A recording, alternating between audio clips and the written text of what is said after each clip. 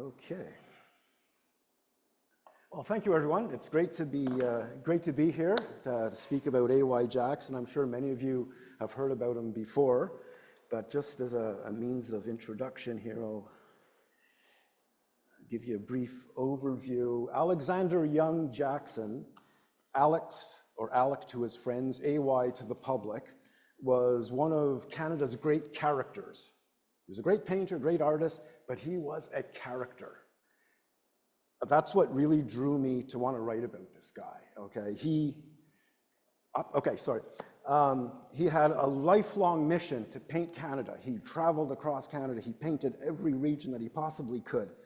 And he formed the link between Montreal and the Toronto artists, which of course was a very important bond in the early 20th century in Canada.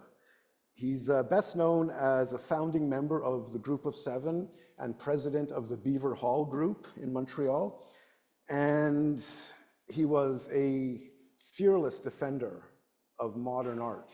And he and his friends in Toronto wanted to create a uniquely Canadian style of painting. And of course, they succeeded. His roots in Canada went back a couple of generations. His grandparents were from England and Scotland. And when he was born in 1882 in Montreal, his father was a businessman, but unfortunately, he was a terrible businessman. He couldn't last 2 years in any venture that he got into. So eventually, things got worse and worse. As you can see here, this is the house on Mackay. It's not the house, it's actually the neighborhood. You can see here, oh, sorry, my pointer here. Right. Sorry, got a little bit ahead there. So yeah, this is you can't see the house, it was demolished, but you can see the line of the roof in the house next door. So this is the closest I could get to the house where Jackson was born. And as you probably know, this is now a condo development. These houses are still there, so it gives you an idea of the character of the neighborhood, but the house itself is gone, and as I say, it's now a modern condo development. So this neighborhood is very Anglican, Presbyterian, very well-to-do, but unfortunately, his father, Henry Jackson, he just couldn't make a go of it, and soon he had to move the family to a much smaller house just a few blocks over here at the corner of St. Catherine and Fort, where they lived for a few years. But unfortunately, his father, he just kept going bankrupt. And then so one day, little Alex Jackson, 8 years old, comes home from school, and there's bailiffs in the house, and they're listing down all the valuables. And he was told that his father had abandoned the family and moved to Chicago, leaving his mother at age 41 with 6 kids to raise alone. So what she did was she moved the family down over the tracks to a cheaper apartment in St. Henry. They moved to LaPorte Street, right across from what was then the railway yards. Today it's the Imperial Tobacco Plant. And he attended Prince Albert School on Rose de Lima Street. But what was most important about living in St. Henry, anybody? He learned French, and that would serve him really well for the rest of his life. So at age 12, Alex Jackson, he quit school and became an office boy at the Bishop Engraving Company in Old Montreal. And there he was totally fascinated by what he saw in the art department. And what they were doing wasn't very interesting, but just the idea of the art and the drawing and rendering and the lithographs, he took that all in, and he was just totally inspired.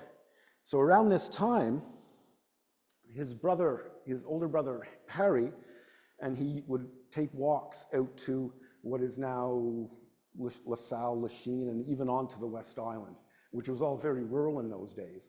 And so they sketched in the countryside, and they camped, and that's where he got a lot of his love for painting and the landscape and camping. Again, skills that he would be using for the rest of his life. This is a very rare image. I took this photo myself. This is A.Y. Jackson's oldest surviving painting, a watercolor that he produced at about age 20. Rivière Saint-Pierre, which is part of the Lachine Canal today. In those days, there was a little lake there. As you can see, there's the Mount Royal in the background. So this would be around where the Turcotte Exchange is today. Totally unrecognizable, but that's where he started. He would go further afield. This is probably Lachine, LaSalle, maybe the West Island. I don't know exactly where this locale is, but this gives you an idea of what 20-year-old A.Y. Jackson was producing at the time. He enrolled in art lessons at the Monument National under William Brimner, and he would walk anywhere. One day he walked all the way out to Hemmingford to visit some friends. It was nothing to him, and his walking and camping, this was, again, like this is things that he would be doing well into his old age. Now, by 1904, the family fortunes had improved a little bit, so they could move back up, literally over the tracks, to Hallowell Street in Westmount, just over here. And it was here, sorry, I'm going the wrong way.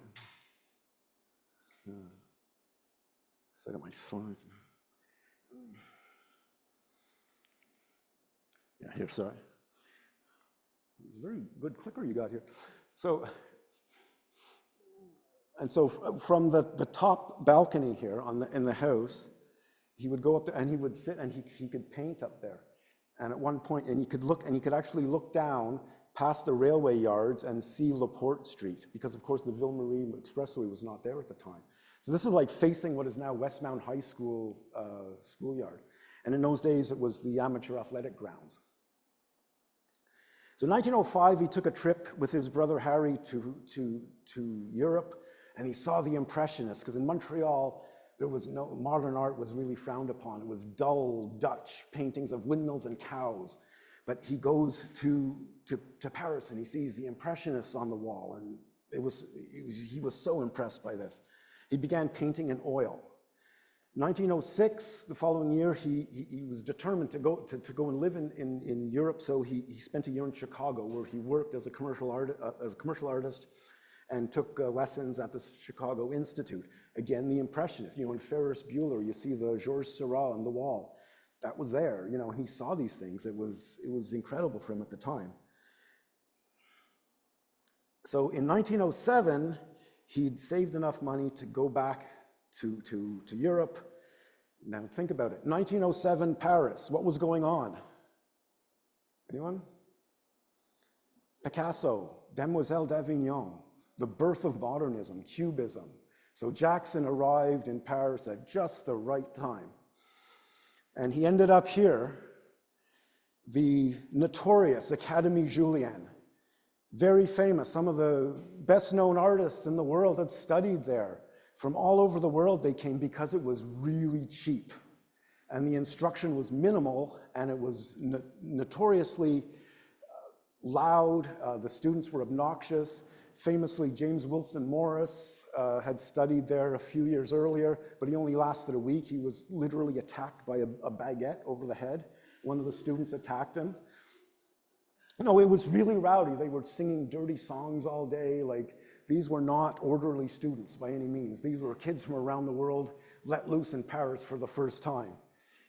And you can see here, there's AY on the wall, leaning against the wall. I don't know if you can see very well. And curiously, there's this guy here was Eric Goldberg, who would become a famous Montreal artist a few years later. He was studying with Jackson in Paris as well. But yeah, this attracted some of the greatest artists, like the American Robert Henry of the Ashcan School studied here. Thomas Hart Benton, like the list goes on. It was the place to study. So Jackson stayed there for a few months. What he produced wasn't exactly, this is something that he did at the Academy. He was never one for drawing figures. And in fact, whenever he painted figures in his landscapes, they were always kind of indigenous to the land, like they were part of the landscape. He didn't emphasize the figures themselves. So he was never comfortable with that style of art. And so from there, he traveled through Europe. This is from Holland, a windmill, where he would sketch in oil on a wooden panel outdoors. This was the method that a lot of the artists used at that time. Again, this was another sketch in oil in France. And it was kind of neat if you look at this, and if you look at the finished canvas, you see this is the finished product. This is the early sketch on site, and then he worked it up onto this.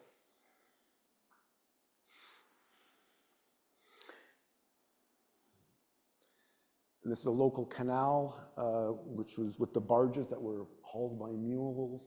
So he really got to see France and to paint it in the style of the Impressionists he loved so much. And so he's back in Montreal in 1910, painting the waterfront. Anywhere he could go around, he would be out there sketching. And of course, this is St. Henry from Hallowell. This was sketched from the balcony of his family home across from Westmount High School, looking down. As you can see here, you can see the boxcars sort of lined up. This was the railway yard. This is, of course, Imperial Tobacco here. And this would be LaPorte Street. And you see these 4 sheds, they're still there. Those buildings still exist on LaPorte Street. The Jackson family, you can see the roof of their house. They live directly across the street from these houses. And there's little St. Henry Park, just on the corner. So yeah, this is Imperial Tobacco now, but these sheds they still exist. It was kind of like Jackson looking down at his old neighborhood. And it looks like he couldn't paint, but at the same time, he was painting this. This is probably one of the most significant canvases in Canadian art history, simply because it was the painting that attracted the attention of fellow artists in Toronto. And they said, hey, now that's what we want to do. Look at it, it's like Impressionism, and you've really captured the spirit of spring in Quebec. This is not European, this is very Canadian. So off he goes back to France, and he's in St. Malo. This time he was with fellow artist Albert Robinson. And it was there in St. Malo where the circus came to town. And there was this beautiful green circus tent in the moonlight, and Jackson did an oil sketch. And he wasn't crazy about it, but his friend Robinson looked, they said, hey, that's really good.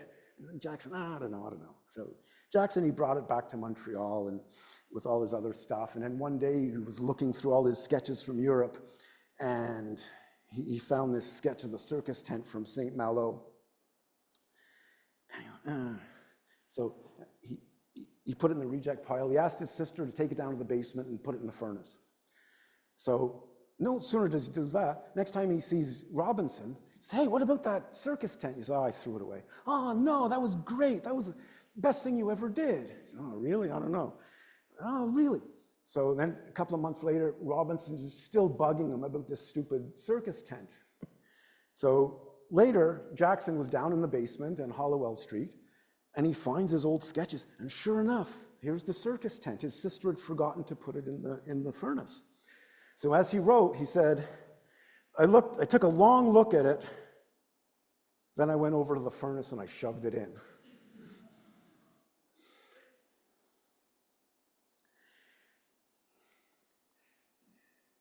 Here, he spent some time in northern France, sketching and painting. This is interesting. Here you can see where he's using the principle of the complementary colors, right? He's balancing the violet shadows against the yellow leaves to make it really vibrant, which is really hard to do against a white background.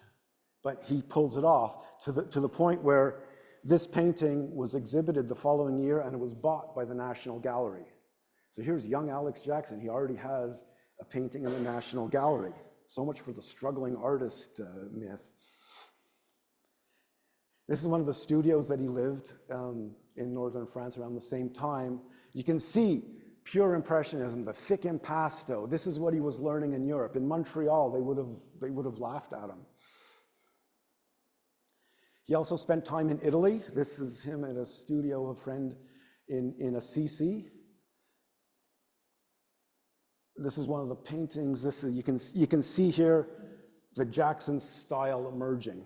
The curving lines, the rolling hills. This, you can tell this is like a very group of 7 quality, but this is far earlier. It's still 1912. But his head was just blazing with all these new ideas, Impressionism and Modernism. So he comes back to Montreal, had a disastrous exhibition at the Art Association of Montreal, which you now know as the Museum of Fine Arts on Sherbrooke Street. He and his friend Randolph Houghton, they sold one thing. Houghton sold one sketch to his aunt. So it was a total disaster, and they were really pissed off. They went to a place called Emileville in Eastern Townships next to Mont-Yamaska. And there they were painting. This is one of the things that he painted at the time, early spring. You see it's all the snow. So they were there for a while. He ended up painting this as well, but it was here in Emileville where he received an important letter from this guy here, Jim MacDonald. He was a well-known artist in Toronto. Jackson had heard of him, hadn't really met him, but they knew of each other. And MacDonald said, well, he says, there's that painting we saw in Toronto that you had painted. It's Edge of the Maple Wood. This really impressed my friends and I. In fact, my friend, Lauren Harris, a very wealthy artist in Toronto, wanted to buy it. So, he said, if you still own it, my friend wants to buy it. To which Jackson replied, hell, do I still own it? I still owned every canvas I ever painted. So, off he goes to Toronto to meet these kindred spirits. He met Lismer and Varley and MacDonald in Toronto, and later he met with Harris in Kitchener. And Harris wanted him to come back to Toronto. We're putting up this studio building on Severn Street. Come and take a studio, be one of us. Jackson's like, I don't know. He just wanted to go to Georgian Bay, spend the summer with some friends. And then in the fall, when they left, he would stay for a couple of months, or as long as possible, just painting and trying to figure out what he was going to do with his life. The only problem is, it got cold, really, really cold on Georgian Bay. And Jackson remembers he was trying to patch the walls of his shack against the wind coming through when he got a visitor. And it was this guy here, Dr. James McCallum, who was a friend of Harris, and he was his partner in the studio building venture in Toronto. So he said to Jackson, look, come take a studio in our building, and I will support you for an entire year. So of course, Jackson, like, it's a no-brainer. Of course he's going to accept. So back he goes to Toronto, and one of the first things he painted was this Terre Sauvage. As you can see, it's the Georgian Bay land, those white rocks of Georgian Bay, and the fir trees in the back. It's not those big, the big pines that we're used to seeing, but he's got these spruces. And this is frankly an ugly painting, isn't it? I mean, it's not aesthetically pleasing, but it does reflect the ruggedness of the country, right? And that's what everyone was really impressed with.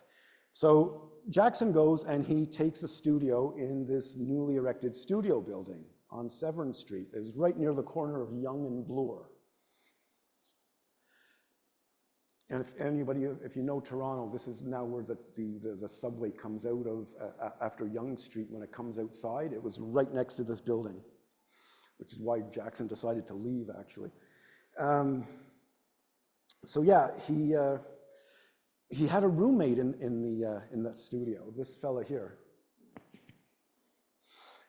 This is Tom Thompson. Of course, everyone knows Tom Thompson. He's unquestionably Canada's most famous artist, next to Emily Carr, I guess. And they had this, they became fast friends, whereas Jackson taught Thompson all about Impressionism and some brush techniques and things like that, whereas Thompson instilled in Jackson a love for the wilderness. Thompson had been going up to Algonquin Park, and he just raved about it, so much so that Jackson said, yeah, I'm going too. So in February of 1914, Jackson set out for Algonquin Park by himself, and what did he found a magnificent landscape, but again, it was cold, 40 below. Celsius, Fahrenheit, 40 below is still 40 below. And so you're not going to see any detail in these little outdoor sketches that he did, because the paint was getting really stiff. It was so cold that the oil got really stiff and gummy, and so it becomes really hard to place onto the support. It's stiff and it's really awkward to work with. So these are very sort of broadly painted sketches from that time. And in the spring, he went out to the Rockies, and he spent the summer in railway camps where the Canadian Northern Railway was building a line through the Rockies. And it was there in the summer of 1914 that he heard about the war in Europe. Everyone was buzzing about the war, the war. So Jackson figured, oh, I'm going to have to enlist. But everyone was saying, well, it's going to be over by December. Everyone will be home by Christmas, no worries. So he bided his time a little bit, and instead of enlisting, he went off to Algonquin Park with Tom Thompson, and you can see, so there's Tom Thompson, there's Jackson, this is Frederick Varley, Arthur Lismer, and Esther Lismer, and Marjorie Lismer. So much for the myth of the rugged group of seven. One guy brought his wife and baby, and he's wearing a tie, and they were living in a hotel. They were not exactly roughing it in the woods, another myth of the group of seven. But it was on this trip that he painted this. He found this little sketch of these red leaves against the brook. And so when he got back to the studio building in Toronto, he worked it up onto a canvas, which of course many people will recognize. This has been reproduced everywhere, the red maple.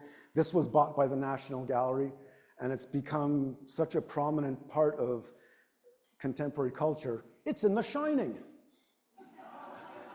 There's Crazy Jack, and there in the back is Jackson's red maple.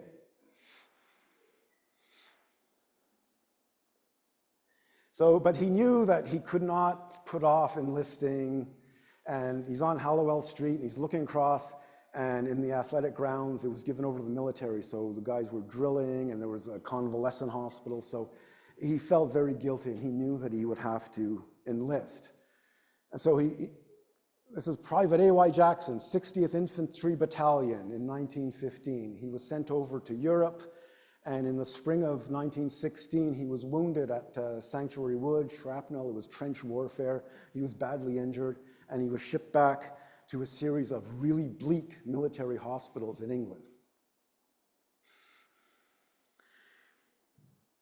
And what made it worse was that the unit he was in with all these guys, they were not only convalescing, but they were being retrained to be sent back to the front. So Jackson was not too pleased. And then, if things could not get worse, he gets a letter from MacDonald in Toronto. Tom Thompson is drowned in Algonquin Park. And so this was the one thing that was buoying Jackson all through the war, was the prospect of one day getting back to Algonquin Park and painting with Thompson. But of course, that would never be. It was the lowest point of his life until he got summoned to London. Lord Beaverbrook was considering him for the staff of the Canadian War Memorials, where Jackson would be, instead of holding a gun, he would be holding a paintbrush. He would be painting the war rather than fighting it. So this guy had all the power in the world. With a stroke of a pen, he could take Jackson out of the trenches and give him a cushy job in the studio. So Jackson shows up in London, and he's all nervous, and he's sitting there all scruffy, private, and Beaverbrook breezes in, and he says, so Jackson, so are you a good so you're an artist? He says, yes, sir, I am. He says, are you a very good artist? He says, well, sir, that's not for me to say. He says, well, he says, do you have any work with you? Let me see your stuff. Well, sir, he says, I've been in the infantry for 2 years. I haven't been carrying it around with me. But he says, oh, I have an idea. Across town was the office of the Studio magazine, which had featured a couple of articles on Jackson over the years and had a few of his paintings reproduced. So Jackson, in a desperate rush, he dashes across town, finds a back issue with his stuff in it, brings it back to Lord Beaverbrook. Beaverbrook looks at it and he says, great, good, okay, you're hired. And he turns to his assistant and says, make this man a lieutenant. And so suddenly Jackson was promoted and he was a war artist and he was really happy. The only thing that really bothered him, and was kind of sad, was the guys that he had been in convalescence with in the hospital. They were all reassigned back to the front, and almost all of them were wiped out at Passchendaele. So Jackson, he literally dodged a bullet by being given the war artist appointment. So off he went to paint the battlefields. This is one of his most famous images, and it's just so wonderfully composed. Look at this. It just, everything's so nicely done, and this burned out house frames this decimated street here, a couple of horses going by. But it was great the way he would paint the devastation of war, and sort of he's conveying like the human loss just by the loss of their homes, without actually showing any bloodshed or any bodies. So it was a very sort of subtle way of depicting the war. And of course, this is what we know the battlegrounds looked like. So when Jackson saw it, this is what he came up with. Very, very accurate depiction. And in this case, made even more eerie by the searchlights in the sky. And so towards the end of 1918, he was assigned to accompany some Canadian troops going to Siberia. So Jackson's very happy. He goes into the art supply store, he buys a case of white oil paint because, well, Siberia, there's a lot of snow. So, but fortunately, the armistice was signed and war was over, the trip was canceled. So Jackson said, that's probably why I became a painter of winter landscapes. I had to find some use for all this white paint I bought.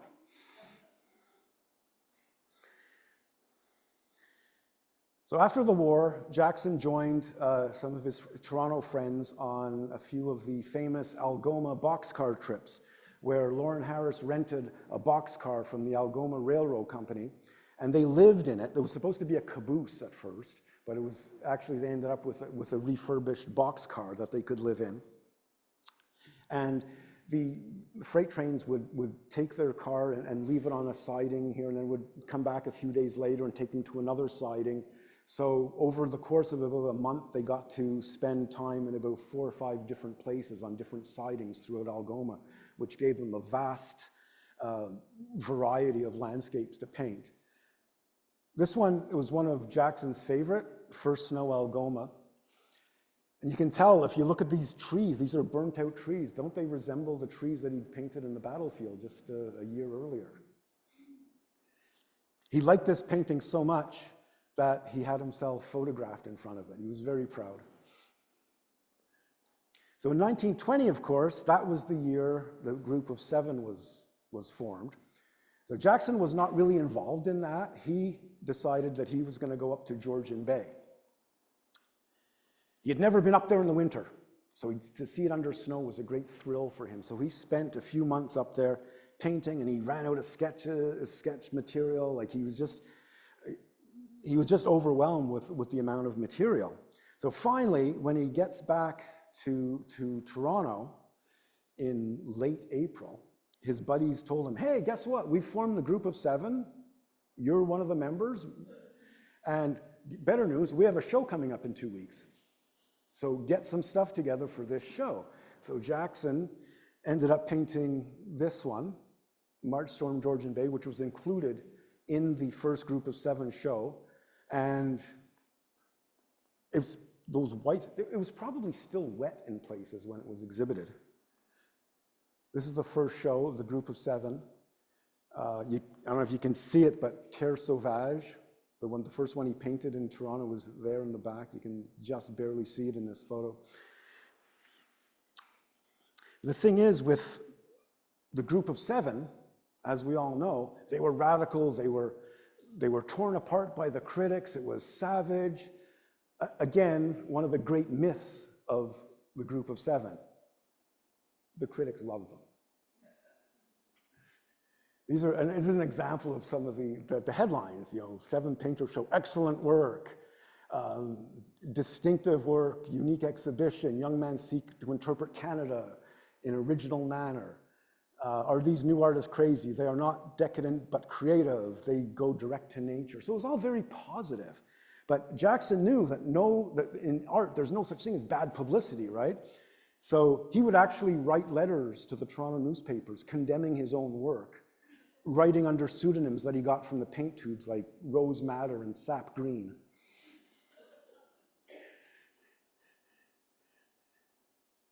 And it was also this time that he was elected president of the Beaver Hall Group in Montreal, again in absentia. And he met one of the artists, Anne Savage. She was also a former student of William Brimner. And the two of them embarked upon what could best be described as a very close relationship. They corresponded back and forth for many, many years. Whenever Jackson was in Montreal, he would visit Anne Savage, and they became very, very good friends.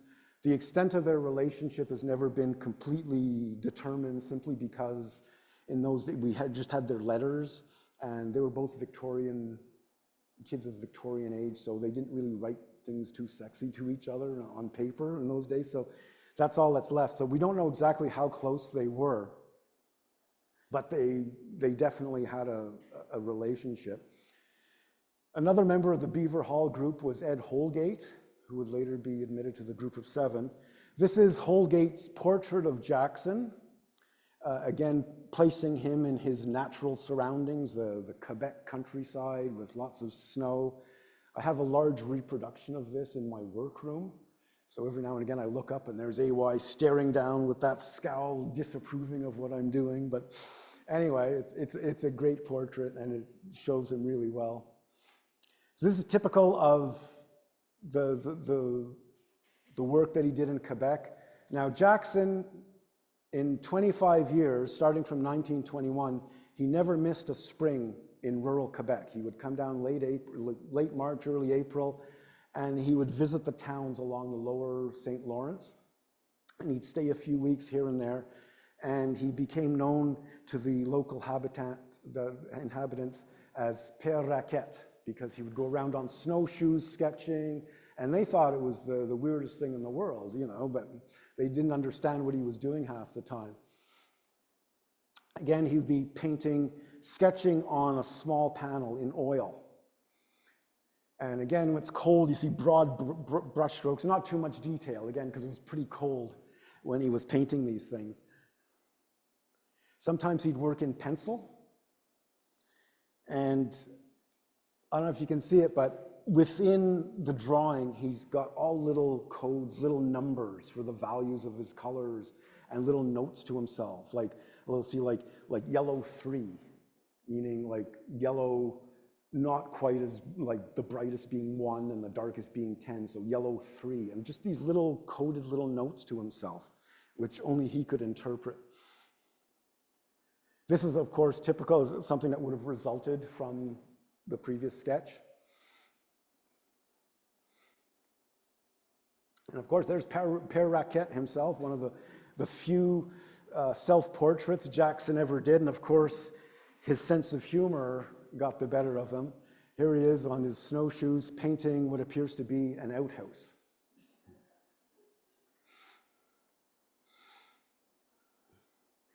And in the fall, in the early 20s, what they liked to do was he and Lauren Harris and Arthur Lismer sometimes would go to the north shore of Lake Superior. And this is how Jackson interpreted Lake Superior. The rugged landscape, kind of like Terre Sauvage a little bit, but you don't really see the water. But Harris, on the other hand, took one look at Lake Superior and made it his own. We all know this image, and this is Harris painted this when he was alongside Jackson in one of the years they were at the Lake Superior. And in 1926, Jackson was invited by the anthropologist Marius Barbeau. He and Edwin Holgate went out to BC to sketch the villages, and especially the totem poles, because they were in danger of falling down. They were really old. So Barbeau wanted to make sure that there was a visual record of these totem poles. And there were government engineers were brought in to help fix them and to restore them while Jackson was there.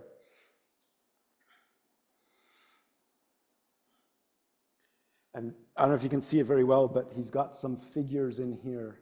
And this is how Jackson worked. The only time you saw figures in his landscape, they were indigenous. They were made a part of the landscape. He did not put the accent on the figures themselves. You kind of have to look to find them. And around this time, who was Jackson's best friend? But probably the most famous Canadian at the time, Dr. Frederick Banting, the co-discoverer of insulin. This was best buddy, and Banting he was an amateur painter, and he loved hanging out with Jackson. Oh, come on, bring me on a sketching trip. This is fun, you know, laboratories are so boring. I want to get out there and wear old clothes and paint and all that. So Jackson was only too happy to have Banting come along. He was a little jealous of him, though, because everywhere they went, he went to rural Quebec. He said, nobody's going to recognize Banting in Quebec, you know. Sure enough, so that Dr. Banting, comment ça va? And Jackson was like, yeah, okay, he's famous, you know. So he was always a little jealous of him. So in 1927, people were saying, like, to Jackson, well, you guys, you know, you've painted the West, you've painted all over the place. The only place you haven't painted is the North Pole. Good idea. So Jackson, he got in touch with the government, and he arranged for passage on a government supply ship that was going way up to Ellesmere Island. And would stop at the little outposts along the way for supplies, right? So Jackson was invited to go along, and he said, well, I'd like to bring along my friend, Dr. Banting. Can he come too? Government says no. Well, why not? He said, well, we don't want to expose the good doctor to the harsh conditions of the Arctic. We don't want to be responsible for that. And Jackson says, well, why not? You're being responsible for me. So finally, they let Banting go. And so the two of them had a great time.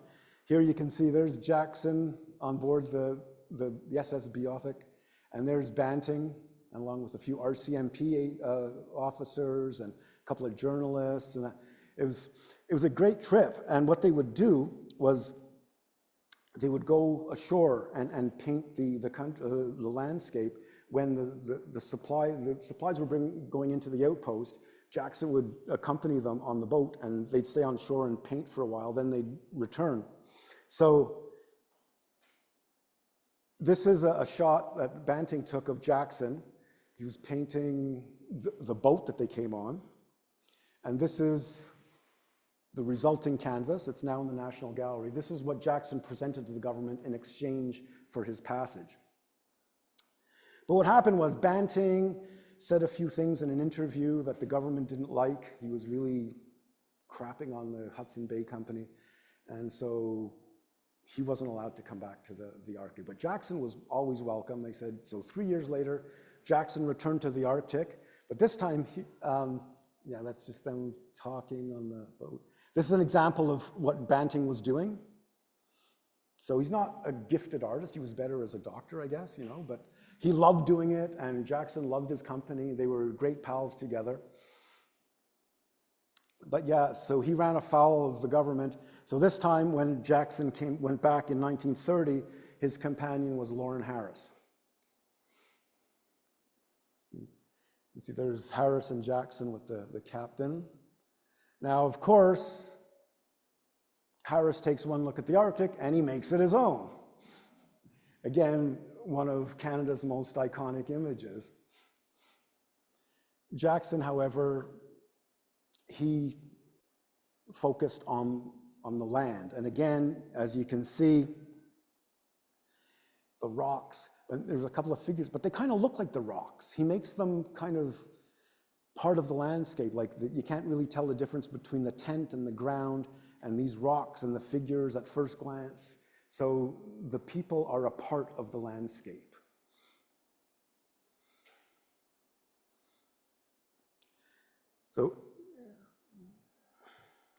So 1933, the Group of Seven dissolved and was replaced by the Canadian Group of Painters, which vastly expanded. Now there are many artists, and they represented regions from all over the country.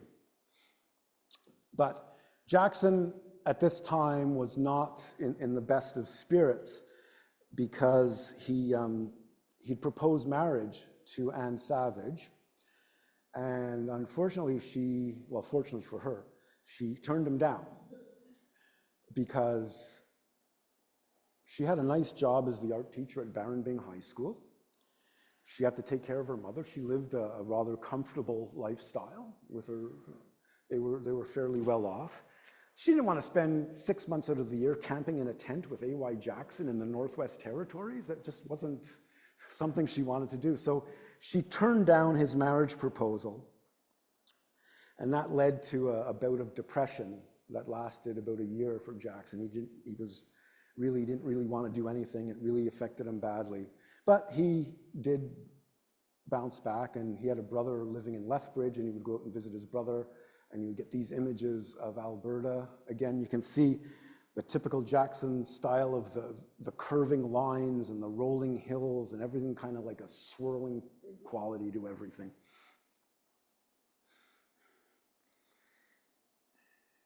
Again, the Blood Indian Reserve near Lethbridge, just sort of totally A.Y. Jackson. He went north to Great Bear Lake. He was invited to sketch at one of the radium mines. And this is an example of the sketch on panel.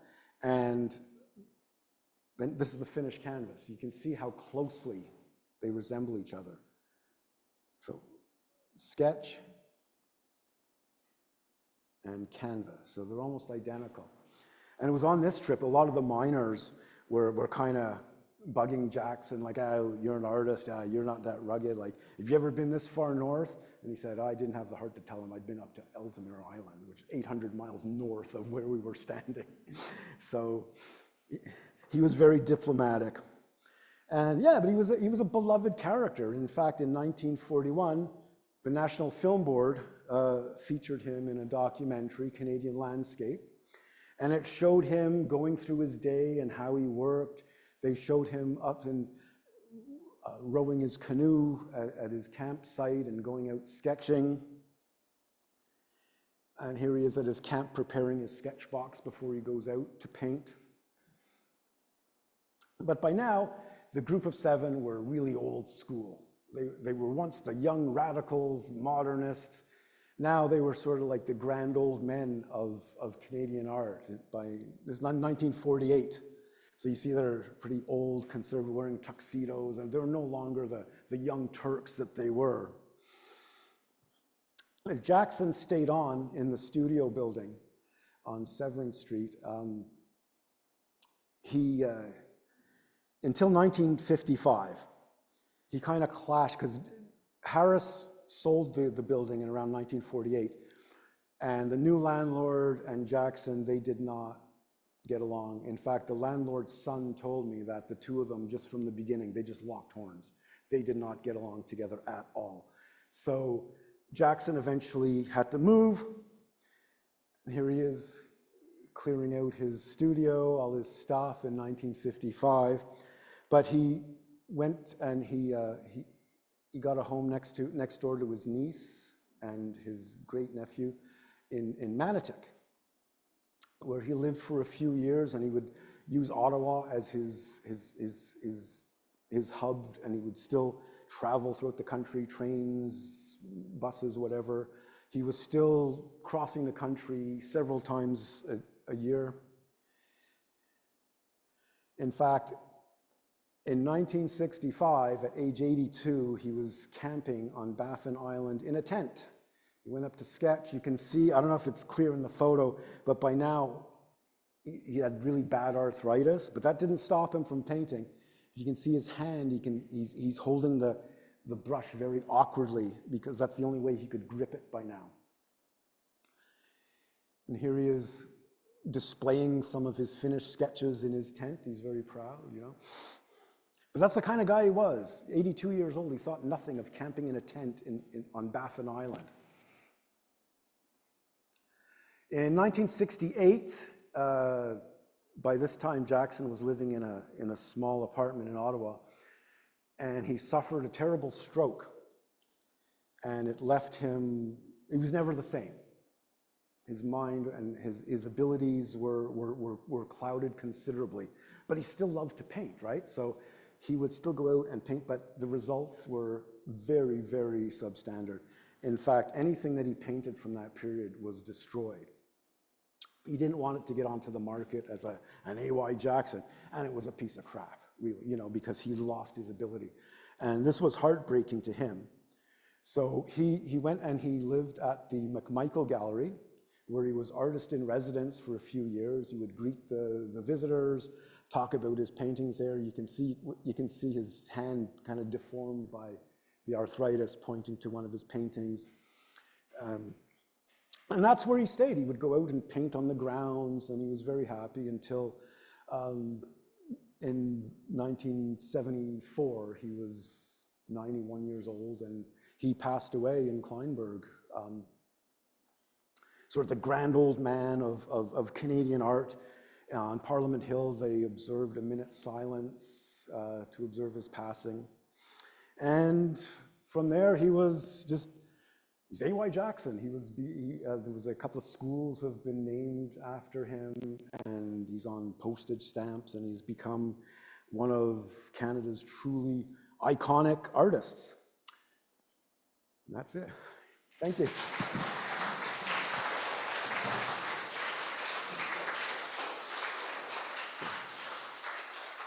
Thank you, Monsieur, for that wonderful presentation. Well, we'll open the floor to questions now. Any questions for in-person audience? Or here you go. How many paintings by A.Y. Jackson still exist in the galleries and homes and Hundreds. hundreds? Yeah, he was really prolific. In fact, the small sketches, we don't even know how many, because what he used to do when he's in like small town Quebec, he'd use them, he'd pay a farmer for room and board. Here, like, let me stay at your house for a couple of days. Here's a couple of sketches that I did. So these farmers and then people would have in their collections these A.Y. Jackson paintings that they didn't even know, because he kind of handed them out like nothing. He even said he had so many sketches that he would just burn them. He said they were cheaper than firewood. So yeah, there are many. He had a long career. He painted hundreds of canvases and probably 1,000 of the small ones. Any other questions from the audience? Yes, Madame Carolee, I'll be right there with you. How is the market now? Or is there still a market for his paintings, wherever they are, those Absolutely. sketches or Yeah, anything like, else? Yeah. I don't know a lot of the prices, but we're talking hundreds of thousands, $1 million for many of the larger canvases. His small ones, you see them online for 50 to 70,000 for the little canvases, and some of you don't even want to know some of the larger canvases that he painted, and there are a lot of them. They go for $800,000 to $1 million. And some of the main ones they're just not even for sale. They're in galleries. But yeah, he's like one of the top Canadian artists in terms of value. Monsieur Jeff Dowd. Did he admire all the work of his partners in the group of seven, or was he selective? I think he never really spoke very much about people like Fred Varley. I don't know. I mean, he was his friend, but then of course Varley was very much a bohemian. He drank. He was more into painting figures and things like that. So he was kind of not really he was a member of the group, but in spirit, he did not share a lot of their ideals. I never heard Jackson criticize any of his fellow artists. In fact, some of the modern, he was a huge supporter of modern art. In the 40s, he was at the Kingston Conference talking about with, you know, the automatists, bourgeois, people like that. He loved all that stuff. It wasn't his style, but he loved what other artists were doing. And boy, he would fight any critic who was against modern art. He would start writing, and he really knew how to go after these guys to defend the young artists and the modern ideals. And he was in Paris in 1907. Like I said, he saw what was going on, and he was in sympathy with those artists from the beginning. Anyone else from the... It's a very short question. Did he die in Quebec or He died in Ontario, in Ontario? in a nursing home near Kleinburg. Okay, because the Kleinburg Gallery still has his work, right? Sorry? Still today. The Kleinburg Yes. Gallery still has all his work. Yes, a lot of his work is there, a lot of the Group of Seven. In fact, several members of the Group of Seven are in Kleinburg. There's a little cemetery outside, and Jackson is buried on the grounds, and Harris and several other members of their families had their bodies removed from their original plots, and they have a little cemetery. I think about 8 of the Group of Seven are in there, which sounds weird because there were actually 11 guys, but like most of them are buried on the grounds together. It's really nice what they have. No, he never married. He tried to get married to Anne Savage, but she said no. He never owned a car. A lot of things he didn't do. He just was basically focused on painting and traveling around, camping and finding new places to paint. That was his main motivation in life. Jason? Yes, we have a question from Helen Mayer. Is it possible to see his World War I work in the UK? Sorry, that's...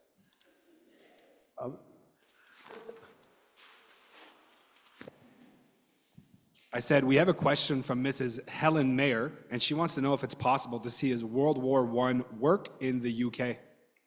The Tate Gallery has one that I know of, even if they still have it. They bought it in 1924, called Entrance to Halifax Harbor, which is a snow scene showing all the boats, the troop ships coming into Halifax after the war. That, I think, is the only one that I know of in terms of where it might be in the UK. But certainly there are private collections all over the place where his work has appeared.